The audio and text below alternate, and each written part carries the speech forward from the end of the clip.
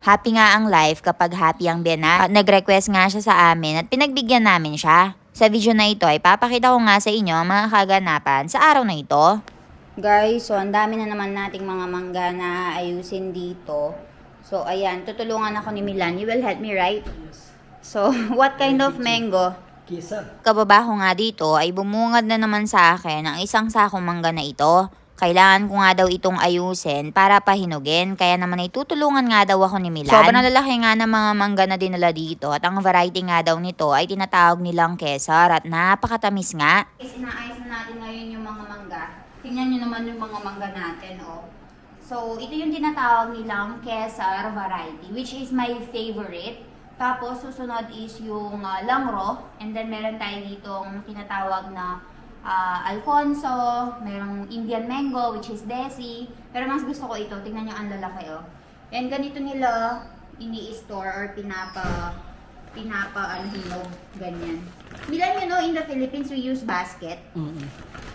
Nito nga yung tinuro sa akin ng binan ko kapag magpapahinog nga ng mga mangga.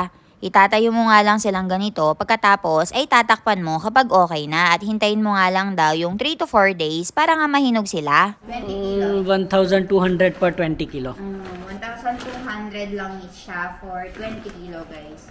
Tingnan nyo, ang lalaki. Kaya naman dito sa bahay namin, nananaba na talaga kami. Kasi kain kami ng kain ng mangga.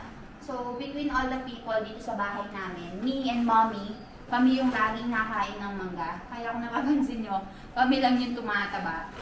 So, how many days until the mango season is finished? 15. 15 days. So, 15 days na lang, guys. Tapos na yung mango season. Meron nga din ditong pinahinog si Mommy 3 days ago at ngayon nga ay naalis na niya at nilalagay na nga niya sa refrigerator. Ang buong akala ko nga ay 20 kilos nga lang ng mangga yung papahinugin. Pero nagdala na naman ng isa pang sako si father-in-law at meron na naman daw 20 kilos. Kaya naman ay 40 kilos na yung total. Pinagtulungan na nga naming dalawa ni Milan ito. Pagkatapos ay dumating na nga rin si Sonal Masi at yung nagluluto ng pagkain namin. Eh, nandito na nga si Trusa Masi at saka si Sonal Masi. Dahil nga mango season, guys, ay busy nga din yung mga tao dito sa paggawa ng tinatawag nilang athanu o mango pickle. Kaya naman nilabas ni Sonal Masi yung napakaraming mantika dito. Meron na nga ding mga kinat na mangga si Mami dito at ito nga daw yung gagawin niyang mga pickle. Nagabihan nga ay nag-request nga yung binan ko na bumili nga daw kami ng paborito niyang Chinese Manchurian. Kaya naman ay pumunta nga kami dito sa my park para nga bilhan siya. Alam niyo naman, guys, happy nga ang buhay natin kapag happy ang biyanan. Kaya naman kapag nagre-request nga siya ng mga ganitong maliliit na bagay ay pinagbibigyan nga namin. Noong bago pa nga lang ako dito sa India, ito nga yung madalas kong pinapabili kay Milan noong namimiss ko nga yung pagkain ng manok.